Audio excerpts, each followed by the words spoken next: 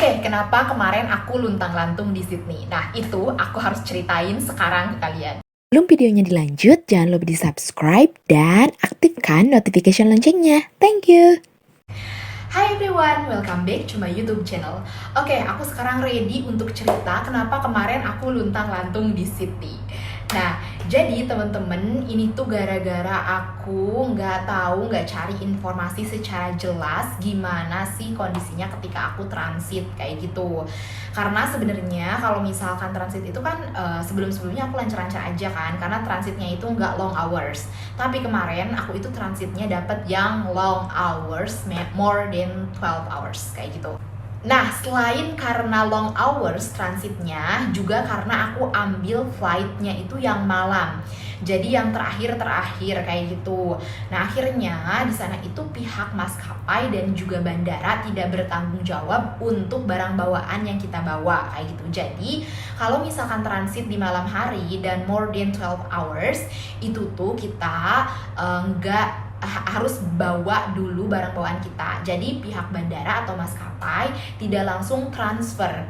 Biasanya kalau misalkan kita transit kayak 2-3 jam, itu tuh kan kita nggak harus bawa luggage kita kan, kita nggak harus bawa suitcase kita. Mereka langsung transfer ke terminal internasional dari terminal domestik.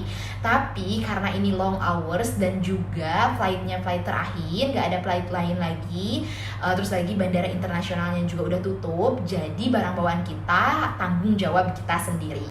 Jadi waktu itu aku bener-bener kayak out of my planning gitu. Padahal kan udah planningnya itu bagus, maksudnya udah planning bahwa aku tuh mau kemanapun bisa di Sydney, mau main kemanapun bisa, karena aku nggak harus bawa-bawa suitcaseku yang 30 kilo itu. Tapi ternyata karena suitcase-nya tanggung jawab kita, nggak langsung dikirim ke terminal internasional dari domestik itu, jadi akhirnya aku harus bawa-bawa sendiri. Dan selain itu, informasi lainnya, aku harus tidur di bandara secara luntang-lantung itu karena ternyata bandara itu nggak boleh ada orang. Jadi pas waktu itu aku tanya security-nya di sana, boleh nggak sih aku stay di sini malam-malam karena aku nggak bisa kemana-mana gara-gara aku itu bawa-bawa suitcase yang 30 kilo itu kan. Jadi aku nggak bakalan kemana-mana nih ceritanya, aku bakalan kayak stay aja di bandaranya untuk istirahat kayak gitu keesokan harinya.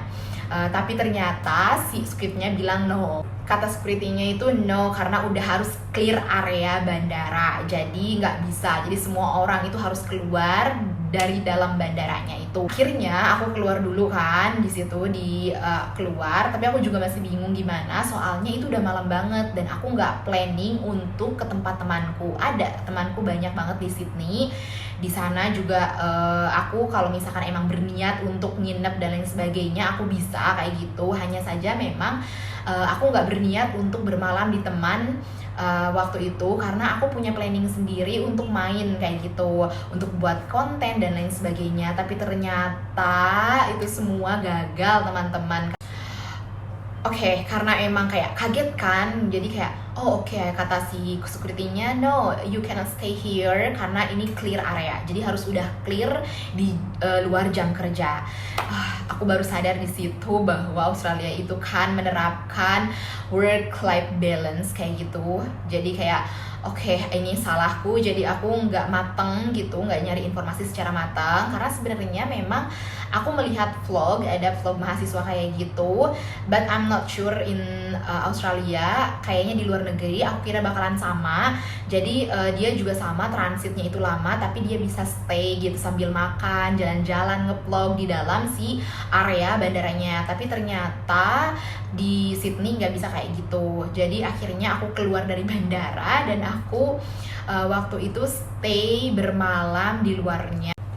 Karena pada saat itu udah malam hari banget, sekitar jam 11-an, dan posisinya aku itu flightnya itu hari Minggu malam, Senin. Jadi aku berpikir kalau misalkan aku mengganggu temanku karena kan pasti kerja besoknya, aku nggak mau karena nggak ada planning. Harusnya kan aku jauh-jauh hari ya bilang mau nginep atau kayak gimana kayak gitu. Ada teman-teman yang memang menawarkan juga, tapi memang aku nggak niat karena niatnya waktu itu tuh aku bakalan bikin konten terus lagi tanpa aku bawa bawa si suitcase yang 30 kilo itu. Tapi ternyata karena aku harus bawa barang 30 kilo, aku nggak mungkin untuk nge-vlog dan juga keluar kayak gitu. Sangat berbahaya sekali. Terus lagi aku juga wanita. Tadinya kan kalau misalkan aku tanpa barang-barang, apapun yang terjadi aku masih bisa lari atau aku masih bisa apa-apa gitu. Maksudnya aku masih bisa self defense kalau misalkan ada apa-apa, amit-amit ya. Cuman kayak gitu niatnya. Tapi ternyata aku harus bawa barang. Oke, terus kenapa nggak nginep di hotel? Pertama, waktu itu aku udah searching hotelnya lumayan harganya karena lagi high season. Aku pulang tuh karena mereka itu mau Christmas kan, mau merayakan liburan Natalnya.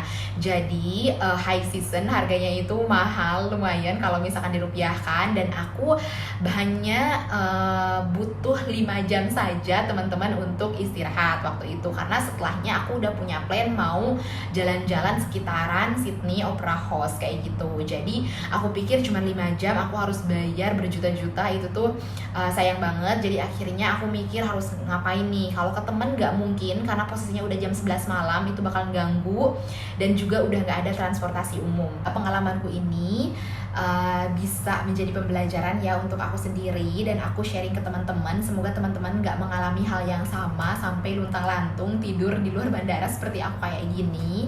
Jangan sampai, itu sebenarnya bahaya banget teman-teman. Makanya aku pengen sharing ke teman-teman biar teman-teman well prepare kayak gitu. Apalagi kondisinya aku ini penerbangannya kan itu kan dalam kondisi yang high season, orang-orang itu pada liburan Natal.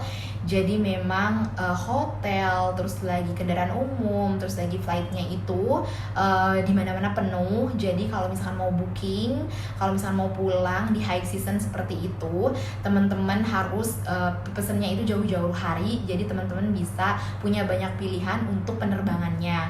Aku itu pilih penerbangan malam karena memang waktu itu tuh nggak ada pilihan lain lagi gitu. Oke, nah itu dia pengalamanku kemarin. Semoga nggak terjadi sama teman-teman. Pokoknya teman-teman harus well prepare ya. Kalau misalkan next time teman-teman mau pergi kemanapun itu ya, pokoknya mau pilih penerbangan kayak gitu. Jangan sampai seperti aku kayak gitu, karena itu sangat-sangat kayak ribet, terus lagi membahayakan juga. Thank you so much for watching. See you on next video. Bye bye.